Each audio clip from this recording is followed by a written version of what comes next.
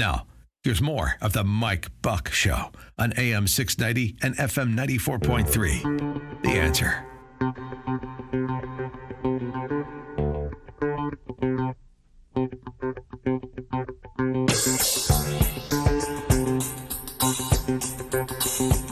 Okay, well, we were going to go over here, now we're going to go over there.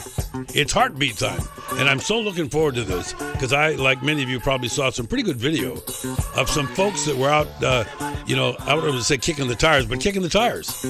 They're taking a look at the train, and it was called Train Community Day, and it was put on by the HART folks. How did it go? We're going to find out. Executive Director and CEO of HART, Andy Robbins, is in our studio here on this HART Beat Monday morning.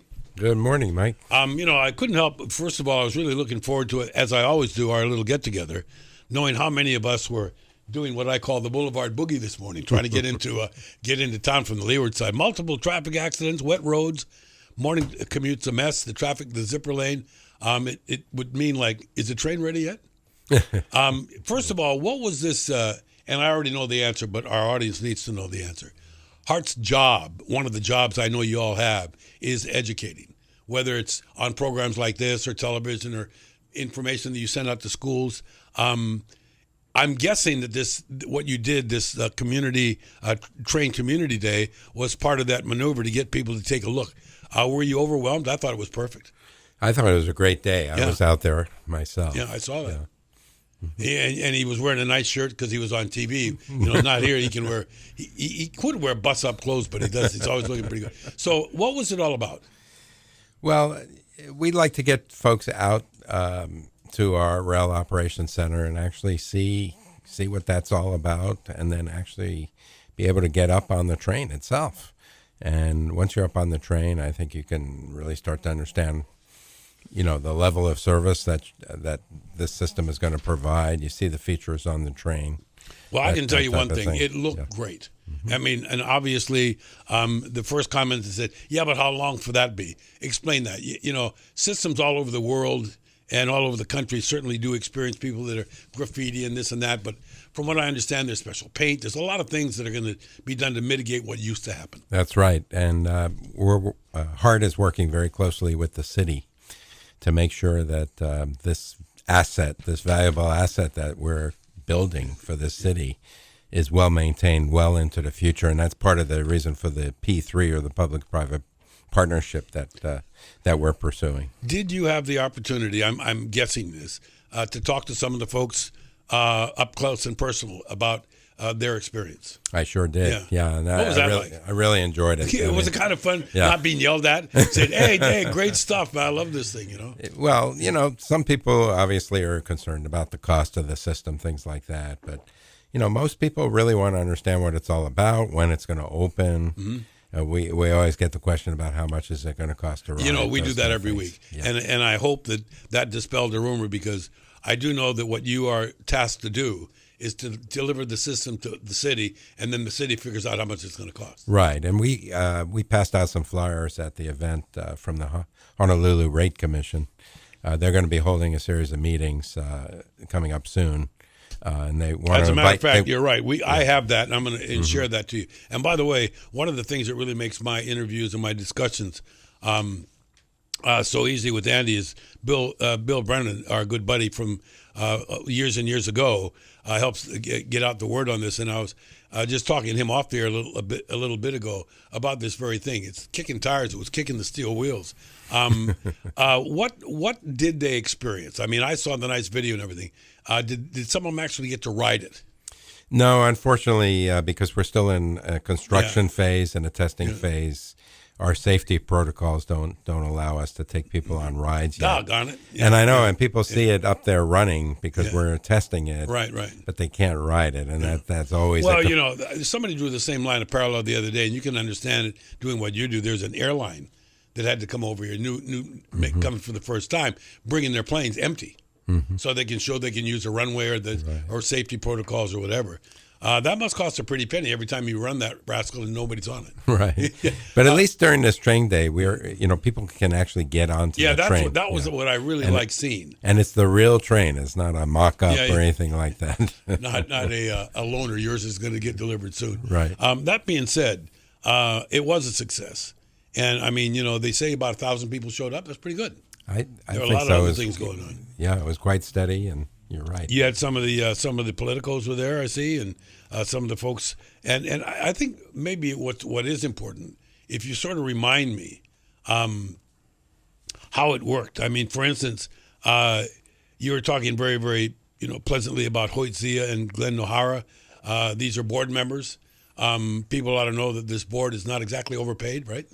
Right, they're paid exactly zero. Yeah. It's a volunteer something group. like my job. I know what it's like, Yeah. And our chair was there as well, Damian Kim. So we had at least 3 board members there, which was great to see. They brought their families as well. I don't want to say that today is comeuppance day, but for those that have had a nice cool weekend, getting into the official summer, the longest day, and all of that stuff, some of them are having the longest day coming in, and I would imagine that it must be nice even for the board members to hear people sort of swimming in anticipated glee instead of looking for something to complain about. Yeah, and this is a second option, if you will, right? I mean, when like a day like today when H1 has an issue, what's the alternative? So we're building an option for folks, and we heard a lot of that at the community day. I saw one thing, and if I were in the advertising business or working at HART, I would probably come up with this thing saying, we already know how much it's going to be to own a car down the road. I mean, car prices, we've watched them. I remember you could buy a brand new car for under $5,000, and now that might buy you a set of wheels, maybe, if you don't get the 2 fancy ones. So obviously, it's really going to play in people's budgeting and whatnot when that train is available. Do we really need to be a 3-car family anymore? Exactly. I think that's a key issue, Mike, is, we're not talking about telling people to get rid of all their cars, but maybe with this option, you don't need the second or third car. Yeah. Yeah. Well, if you do the math, and I hate saying this, but I use that expression all the time. If you think that you're getting this really good lease on this car and it's only $237 a month after a big fat down payment, the $237 that you're thinking is probably 4 times that amount to drive that car, right? Yeah, the operating cost is much you got higher your insurance, than you got your wear and tear, you get your gasoline. Where are you going to park when you get into town? How about that for $300 a month or whatever it is? Right, and I lived without a car for 3 years myself, and there's a certain freedom you feel when you don't have to worry about where do you park. I laugh when people say that because I'm kind of a truck guy. And I'm weaning myself off trucks because when you have a truck, you have a lot of friends you never thought you had. They want, hey, I just got a great deal on a freezer out in Kahuku. Can you help me? Okay. And by the way, here's a great question off the air from somebody that says, multiple traffic incidents, wet roads, impacting morning commute, traffic and weather updates. And it says weather is affecting the traffic this morning with multiple accidents. And the question is, will the weather have an effect on the rail? The rail system is designed for these kind of weather conditions. So the short answer is no. Well, we know one thing. The driver won't get wet. Okay. Because there's no driver. But there's a lot of other people. And by the way, speaking about that, I'm so glad that Andy is here because I found out that they are reaching out at HART and passing the word to the city, and the city's reaching out to hire a bunch of people. And this is a good idea. Now, back to the Mike Buck Show on AM 690 and FM 94.3. The Answer.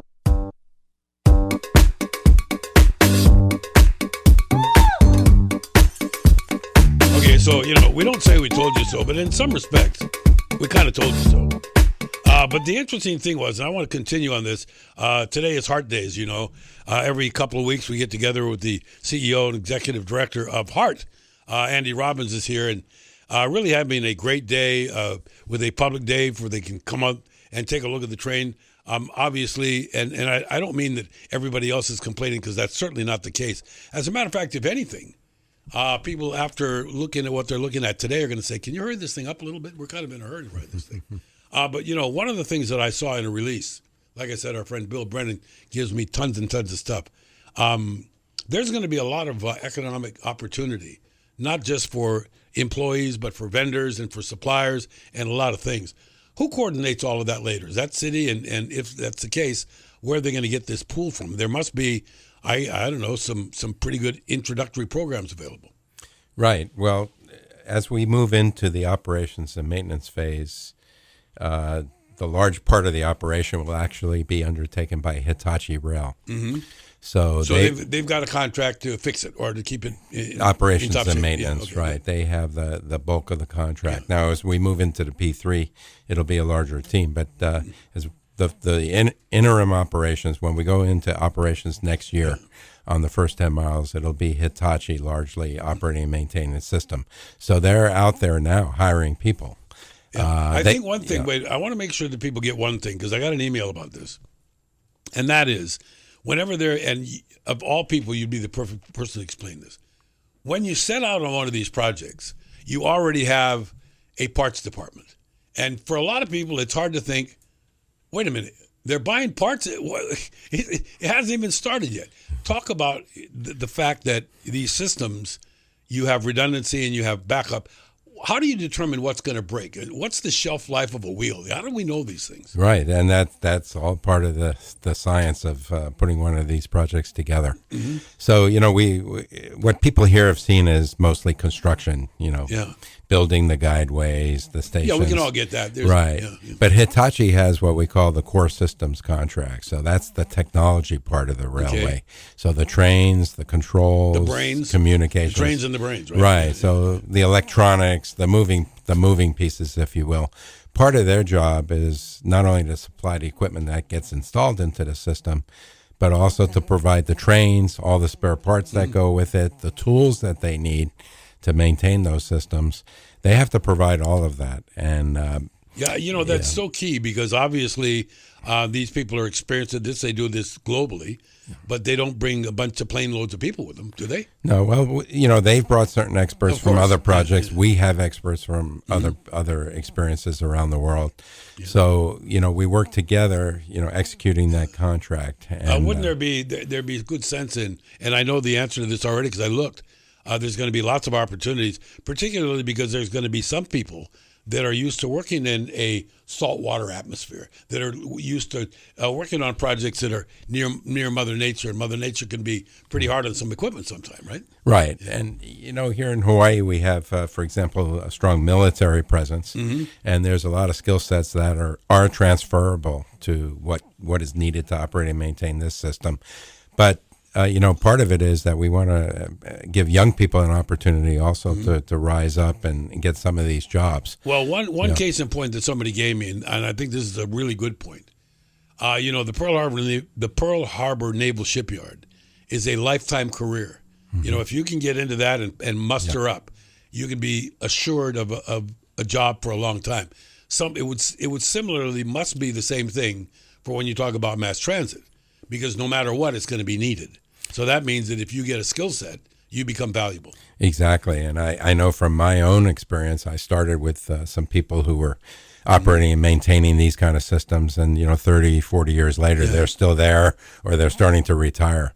But it kind of gets into your blood. A lot of the workers on these systems, they really get into it and enjoy it. You've explained to me, and I already got a phone call, but you've explained to me before that sometimes you have to pay some of these people for where they've been, not necessarily where they're going. They're going to come in here, they're going to do a job, and they're going to move on. If it looks like you're paying them too much money, which is some of the accusations, isn't it also a risk on behalf of the person saying, yeah, I'll come to Hawaii? Because he's got no idea, right? Well, sure. And if you think about somebody who's sort of in the middle of their career in a very narrow field, let's say, and I would argue rail transit's a pretty narrow field. You come to Hawaii, you're kind of out of your professional network a little bit. Mm-hmm. So yes, I think that is a concern. By about 5,000 miles, you're talking about, but still, I think that down the road, sooner or later, and maybe it's going to depend a lot on something that we're still growing with. And I don't know if it's really HART's Kuleana to discuss this, but one would think that we don't know how many relationships are going to be built up by the private sector working in with this, right? It's all I know is right now isn't it being openly proposed that people take a look at wanting to be a part of this private, the 3P. Right. Yeah. So there are teams that have already formed and are bidding on the project. Yeah. But even after we select a winning bidder, they're still going to fill out their team with local firms. And when you think about the operations and maintenance, you think about all the things that will be needed: tools, uniforms, safety equipment, water. Yeah, I was just saying. It's just, the list is pretty long in terms of what it takes to run an operation like this. Yeah, and and somebody just said, I want to work in the parts department because I think they're going to need plenty. Jeez. Come on. But look, I think that maybe sometimes you heard the word planned obsolescence. And maybe you could comment, somebody else asked you to comment on some of the systems that you're talking about that are very old. Are they like us? Are they deferred maintenance? Does it take a long time to fix these things? And how can they afford it? I think the afforded thing is interesting, don't you? If you're going to replace an aging system? Right. And I think, whether it's a transit system or some other major public asset, mm-hmm. I think in the past, some other cities have fallen down a little bit in terms of asset management. Yeah. We're trying to make sure that we have a strong asset management process from the get-go, and that's another reason for the P3. Well, one accusation is on projects like this, not here that I've heard, but one of the main concerns is, look, they build it, it's shiny, it's nifty, but then they don't provide for keeping it running, and pretty soon, all of a sudden, the next generation is saddled with a debt that shouldn't have been there had there been good maintenance. Right. So our P3 it has a strong emphasis on asset management. And we're also giving an opportunity to the private sector to step up for the next 30 years.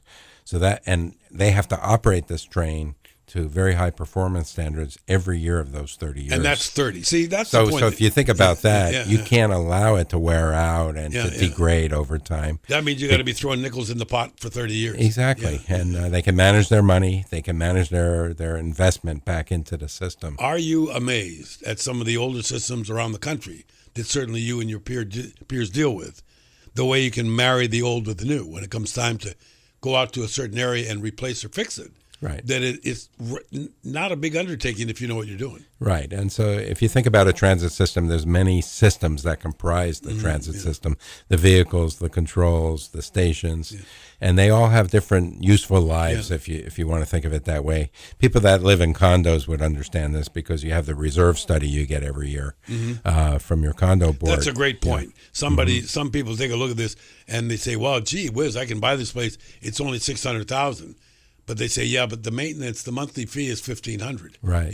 And you look at the list you get every year. You have air conditioning, chillers, elevators, and they all have to be invested in over time. And none of which is fun, right? It's not fun, but a coat of paint's fun because you can see it. But fixing the elevator motor, you can't see that. Right. But what we're trying to do is get a partner in that understands how to do all of that and has the investment planned over the long term. Isn't it sort of interesting that there are private companies that can weigh the risks and against potential profit and make things work? Right, and I think the private sector has looked at infrastructure and said we can do a better job. Yeah, there was one. It's an unrelated project, but I heard from this one guy that lives in Corpus Christi, Texas, a friend of mine that used to work here, and they had an aging sewer problem.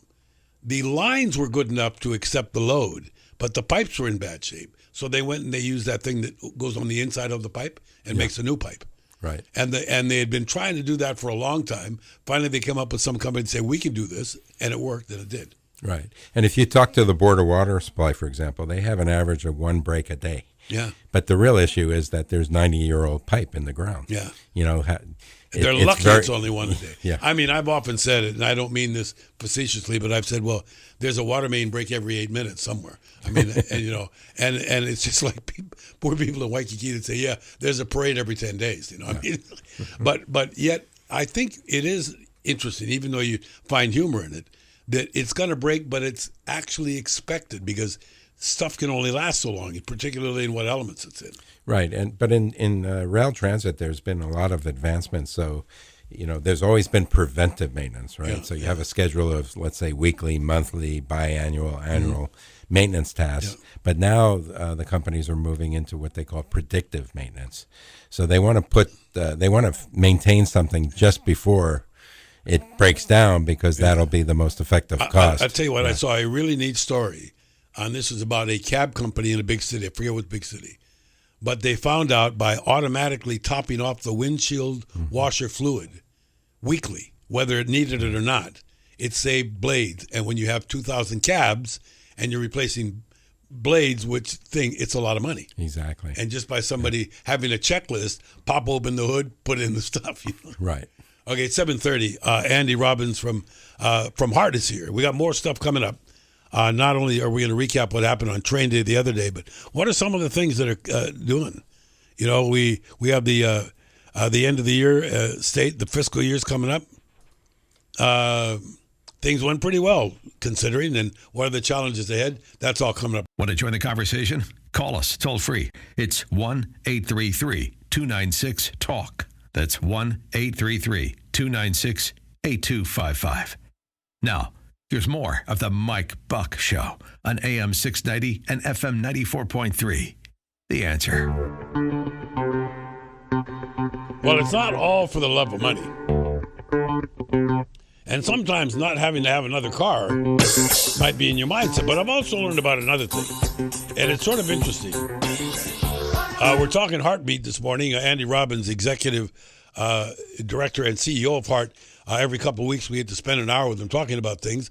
We just finished earlier, if you weren't with us, and I'd like to recap it real quickly, because every time something really good happens, I like to be able to really, crow like a rooster about the progress being made. And I was so impressed with the video that I saw when you had Community Train Day the other day. Remind people what that was all about, and sort of what you experienced as a director, talking to some people that had seen or looking at the train and looking at the stations for the first time.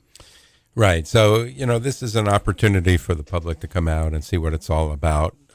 They can come to the rail operations yard, see the facility, at least from the outside, because we're still in a construction phase and a testing phase. But we also had the fare collection mock-up there, and we were giving out holo cards as well. I was going to say, didn't some seniors show up with their holo cards? And there was a long line to get a holo card that can be used on the bus today, and then of course on the rail when it comes. But I guess the main feature of the community day was the train itself. Yeah. We had our 4-car train, one of our 4-car trains on display. We allowed passengers on it, people on it, and they could see all the features, and then talk to the HART folks. And we can explain, some of those features. Yeah, and I saw one of the a video shot of people walking through there and looking at things. I'm going to ask you, what was your sense that they felt about the quality of what they're looking at? I mean, I know a lot of people, you see a diagram, you see a picture, but when you're walking it and touching, it's pretty cool. I think the comment I heard was wide aisles and spacious. Yeah. And of course people are comparing to the bus somewhat. So, how much wider than a bus is the rail? It's probably double. Maybe no, not that much. Yeah, ours is 10 feet wide. Oh, that's right. Yeah, a typical lane on the highway is 12 feet. So so bus. Yeah, but I mean, isn't it also being done because it has to accommodate people and stuff and things that roll and all kinds of right, and wheelchairs. But we're also allowing luggage on board because we have a stop at the airport. We're allowing surfboards. We have a surfboard rack on the trains. I bet that makes it a little kind of a unique train compared to, you're not going to find too many surf racks in Stuttgart, Okay, I want to talk about, obviously, one of the 800-pound gorillas in the room was when you hear something that may not be up to snuff, materials-wise or not. Obviously, there's a concern about these canopy arms. What are they, and what's your assessment of them, and what do we need to do to address it? So the canopy arms are steel arms that come up from the station platform, if you will, and they hold up a fabric canopy that will be the roof structure, right? That provides shade for people that are waiting. Yeah. Right. So we need these steel arms to hold the canopies up, and unfortunately, we've run into problems with fabricating those steel arms. Okay, that means first of all, and I know one of the reasons why the show is even here, folks, is that there's been a lot of things that the current organization is dealing with that weren't even on board when none of them were on board when it happened. So sometimes there's obviously to be some whoopsies in a big project like this. What have you narrowed it down to? Was it the material they used or the way they manufactured? What does it look like? Well, we we're not quite at the root cause yet, but it has to do, I believe, with the design and fabrication, of course. You're talking welding and joints or whatever. Right. So it's a fairly complicated steel structure, if you will, that needs to have welding, and then we put it in a galvanizing bath for corrosion protection. Yeah. By the way, some of that stuff probably was what originated several years ago. The design? Yeah. This started a few years ago. So, we've had metallurgists take a look at this, go to the fabrication shop. We've gotten feedback from the fabricator themselves, some of the engineers involved. And what it looks like is, when you weld structures like this and then when you galvanize, you put stress on the structure, and it gets a bit complicated. And the particular steel that was chosen, a very high-strength steel, tends to be somewhat susceptible to galvanizing. Wow. It has to be controlled in a very meticulous way. Okay, so you're out in front of it, is what you've done. Well, at this point we are. I'm going to go out tomorrow, actually, and take a look at some of these structures, because there's 15 of arms that we will have to take down and refabricate certain elements of it. But I also want to talk to our staff and the contractors as well, because we want to make sure that if we have signs of issues like this, that we get the notice as soon as possible. I think that's really incredibly important, because I do know that there was some concern that we're not being told everything, and things weren't as wide open as they are. And from what I understand, that's actually sort of, I want to say forced, but made it mandatory to be a lot more transparent on a lot of the stuff going forward. Yeah, we made all this public because that's our responsibility. But I can assure everyone that we will have no compromise on quality or safety. And that's the first thing we made sure, that whatever we do in terms of corrective action doesn't compromise. And that's why we're going to pull those arms down. We could go through an inspection process and possibly salvage some of that, but we don't want to do that. We want to make absolutely sure that what we're putting up there is safe and high quality. Okay, now also, we should spend some time on this. We're at the end of the current fiscal season. The budget looks like it's going to be signed without the mayor's signature, but it's going to be signed. It must mean that at the end of the year, which every year is, I know, hard to deal with, here's another year where there was, I guess, some good movement. There must have been between administration and the city council and the state and HART and everybody. Right. And, we go through the budget process every year. We have an operating budget and a capital budget. By the way, it starts in a couple of days, right? It does, yeah. So I'd really like to thank the HART board, the city council, and the mayor. They put us through a lot of tough questions, good questions. We have to justify these expenditures every year, which is what we should be doing. And we're ramping it up, too. So if you imagine on the capital side, the amount of money is getting larger and larger, because we're trying to move even faster now to get the project done. Yeah, there's another thing, and this comes up, like Andy was saying a while ago, on a regular basis, and that's the four dreadful words that nobody likes to hear. How much is it? How much is it? And we hear that over and over again. And I think we must do this again, because what you're saying is, ultimately, the city has to determine what the fares are going to be, and that you get isn't that the if there was the FAQ list, that'd be right on the top of it. Right. How much? When's it going to open, and how much will it cost to ride? Okay, so explain what decisions have to be made by those that are going to make it to determine what the fare is going to be. Well, so the city formed a rate commission to take public testimony and to take all the information in and make recommendations in terms of the fares. So with a rail system, there's different options. You could have what we call graduated fares, meaning you pay more the more you travel. Some people don't feel that's fair to people that have to live outside the urban core. You can have a flat fare. You can have peak and off-peak rates. So there's a lot of variables here. And the rate commission will look at all of that, try to make some reasonable recommendations that will go through the Department of Transportation Services, eventually get to a recommendation to the city council. One of the things I like when we ask Andy that question is that's based on multiple systems, multiple cities, multiple countries.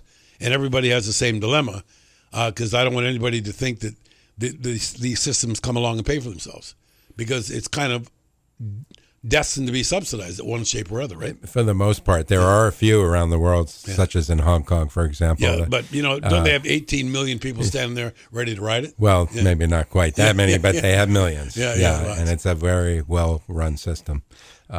Even in Vancouver, British Columbia, they tend to return more than the operating cost every year out of the fare box.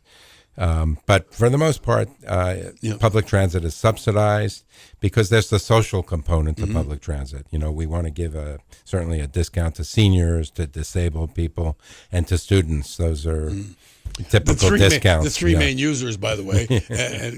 But I do think, and I know this from talking to a fairly prominent local attorney, that chooses to ride the bus in from East Oahu every day and keeps a nice fancy car downtown for the going out to lunches and driving around. But he is happy to be able to be on his laptop or on his cell phone or clicking away at that time.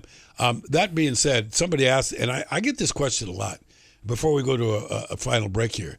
What about Wi-Fi? Am I going to be plugged in while I'm on my way in? Everybody wanted to know that. How did you handle that in the very beginning, and how does it work? Yes, we will have Wi-Fi on the trains, and we're working with the city Department of Information. Pretty cool because it's right? moving, right? It's moving, right? But there is technology that enables Wi-Fi on all the trains. And just think, you'll be able to listen to Tyzo Braden and the traffic reports, but you won't care. Have you got a question? Want the answer? It's right here and right now. Here's more of the Mike Buck Show on AM 690 and FM 94.3. The Answer. Yeah, sort of a easy way to get back into the thing. 4th of July is coming up. And one of the reasons why we get all excited about that, not only is it a holiday, but it reminds us that the year is half over. And that means for HART and everybody connected with our rapid transit system here in Hawaii, we're getting pretty close to where that thing's going to run, its legs off for you every single day. And as you just heard in that traffic, and not that we want to rub salt in the wound, but obviously this is a great example of, once again, what happens when you got a whole bunch of people moving in one direction without an alternative. Right, and I think that's what this is about, mobility options. That being said, when and once again we go back to when they said how much is it, and get back to this, somebody says we cut quite often. We get cited the Vancouver system. Is the Vancouver system in Vancouver, America? Does it pay for itself? That's a good question, because the answer is no. I mean, don't they all sort of pay for themselves in a way? Well, in Vancouver, British Columbia, over the border, right. I remember seeing a statistic from a few years ago that they were returning 108% from the fare box, meaning that there was a surplus coming out of the fare box. And that's one of the very few systems, I would say, that does have that situation. But some of it is driven by the convenience of that system. They have a train less than every 2 minutes, and we're trying to duplicate that. Yeah, and by the way, that's another thing that people find hard to understand. It's calculated so that, and we talked, I think, the last time you were here, Andy, about that Dagwood Bumstead guy in the comics, where he was always perennially late for the bus. Right. And his hat was flying off and papers are flying out of his briefcase. But there is no concern if somebody misses a train, because before they can cry, there's another one. How does that work? Well, during the peak period here, we'll have a train every 5 minutes, so that you can consider the average waiting time about half of that. So, on average, when you arrive at the station platform, you'll only have to wait 2.5 minutes. What about let's say I'm coming in from Kapolei, and I get on. Now the train comes into town, turns around, goes back out there.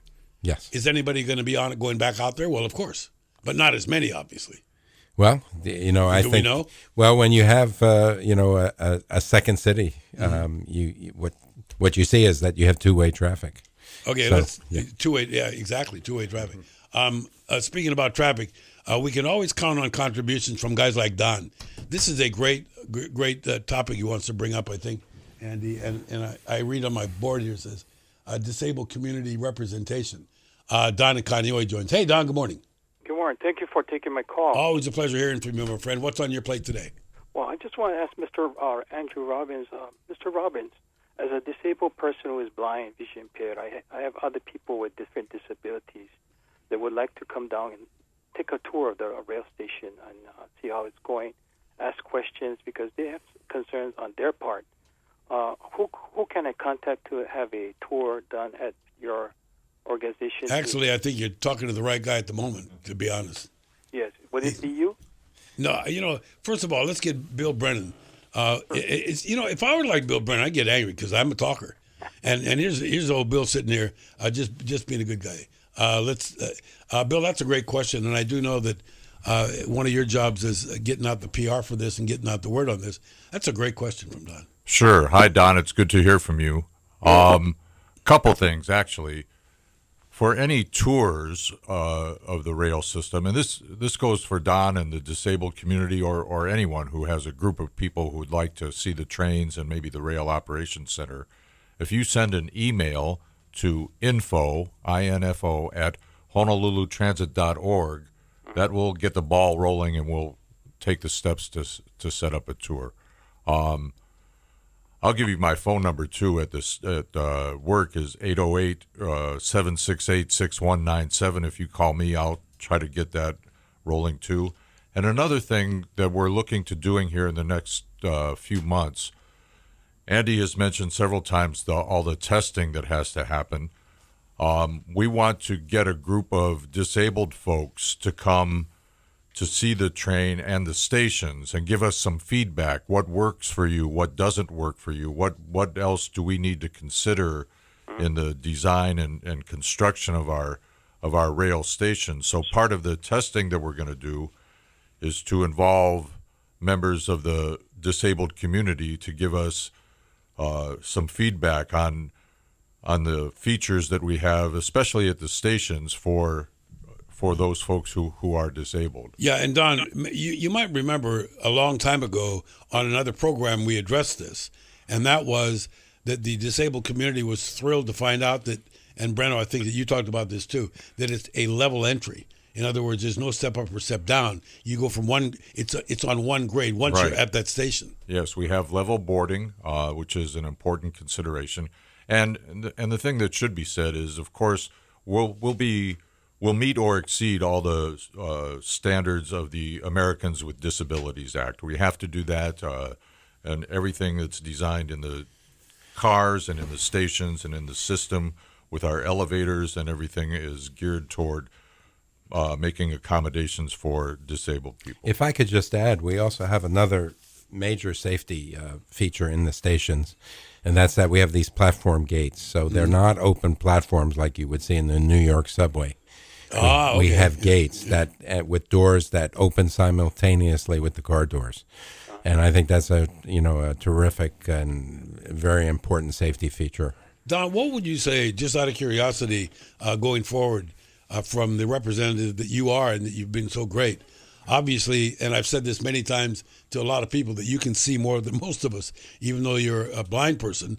What is the anticipation like in the people that you talk to about this project and about riding the rail one day?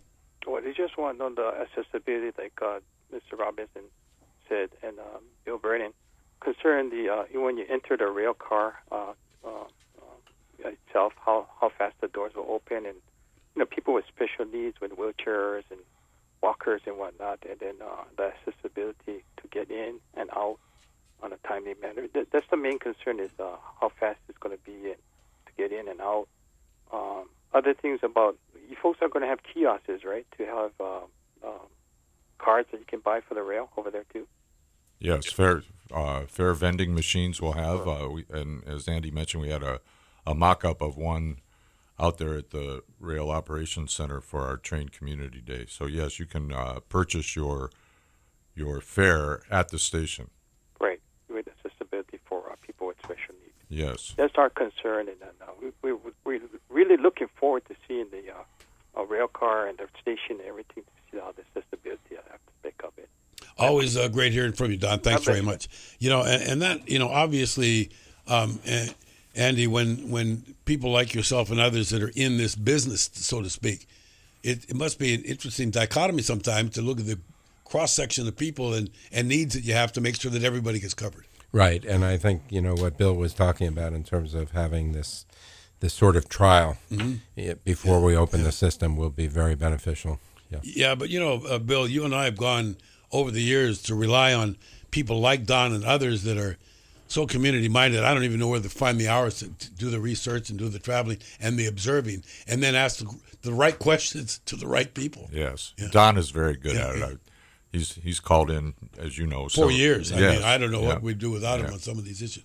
But that being said, it is pretty interesting because I do know that many people, Andy, based on what we're going to do, I want to go back to the fact that we are looking into this new fiscal year, and that while things look great, we're still a ways before everybody is totally all on board with that. What are some of the challenges in the interim, looking to putting together next year's budget, and when this thing actually starts running on that short basis? Right. So we have to do a lot of planning for the operations and preparations. So we meet on a weekly basis between HART and the city to do that planning, to think through all of the tasks and preparations that we need to be ready even for the interim operation while we're still constructing. And I think that's a critical point as well. Somebody wants to know who is going to be the supervisory group once the operation starts running, after HART is going to stay in it? Are they going to disband? What's happening to HART after the system is? That's a great question. It is. And that was modified a couple of years ago via the city charter amendment. HART is basically here to construct the project and to get it ready for service and to put it into service. And then the Department of Transportation Services from the city essentially supervises it from that point. And I should mention that they're also hiring people at this time as well. It must be sometimes difficult to explain to people how you know that you're working at a job that's going to go away. Yeah. Seriously, that's kind of what happens, right? Well, in this field of project management, for example, that is the nature of the job. You manage a project, and the project ends at some point. What are you going to do with all your Aloha shirts? You probably end up staying here anyway. Anyway, always a pleasure to see Andy. Thanks for dropping in. We'll see you in a couple of weeks.